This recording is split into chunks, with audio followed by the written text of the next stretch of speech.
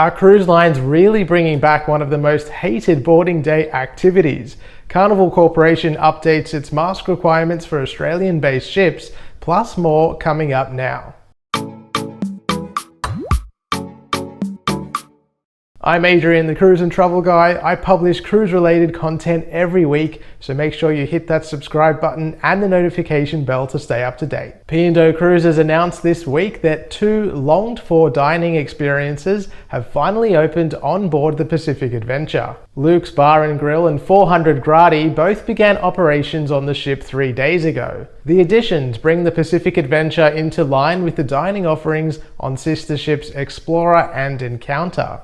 Celebrity chef Luke Mangan was on board Pacific Adventure, saying that he was pumped to welcome guests into the new dining experience. Both venues are, in my opinion, a dining highlight on the cruise line's other ships, so I hope that there will be much love for these restaurants for those of us that are willing to pay the fee to visit. Norwegian Cruise Line has ruffled feathers by announcing a return to the traditional muster process, effective immediately. Social distancing requirements forced cruise lines to rethink the traditional muster process, with most cruise lines introducing digital versions of the emergency drill. Requiring passengers to watch explanatory videos on their stateroom televisions or smart device meant that hordes of people weren't congregating in one location for an extended period of time. Personally, I'm a huge fan of e-muster or muster 2.0, whatever you refer to it as.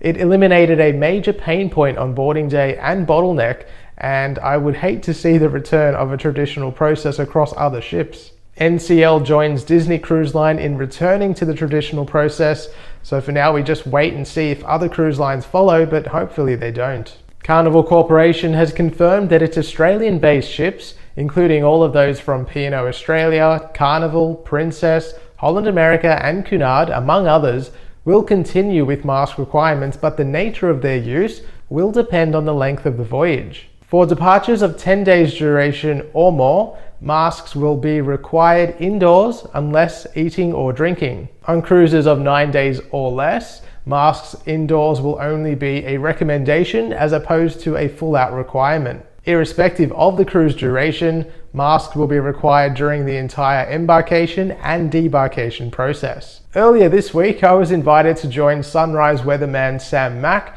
to discuss all things cruising and the incredible quantum class ovation of the seas. Although it went by very quickly, I had a great time, and both Sam and his producer Sean helped make me feel comfortable for the live TV cross. So thank you both. Speaking of the Quantum class ships, there are some incredible deals at the moment on board the Brisbane-based Quantum of the Seas. There's a reduction in fares almost across the board for the remaining cruises this season, with destinations around Australia, New Zealand and the South Pacific to choose from. If you're interested in a departure within the next couple of months, have a look at these deals because there are some really good prices. You can head to my website, thecruiseandtravelguy.com.au, and either lodge a request for assistance via my travel agent partner, or you can actually search and book a cruise yourself using the search tool. That's it for this week's cruise news update. Wherever you are, thank you so much for watching.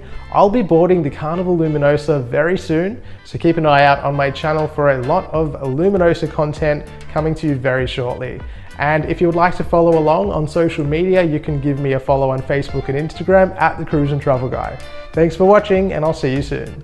Are cruise lines going to bring back one of the most hated boarding day activities?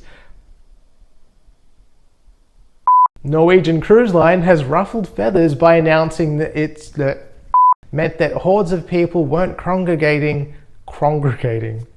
And I think it reduced a giant pain point bottleneck to discuss all things cruising and the incredible quantum class ships. Ovation of the seas. That's not correct at all.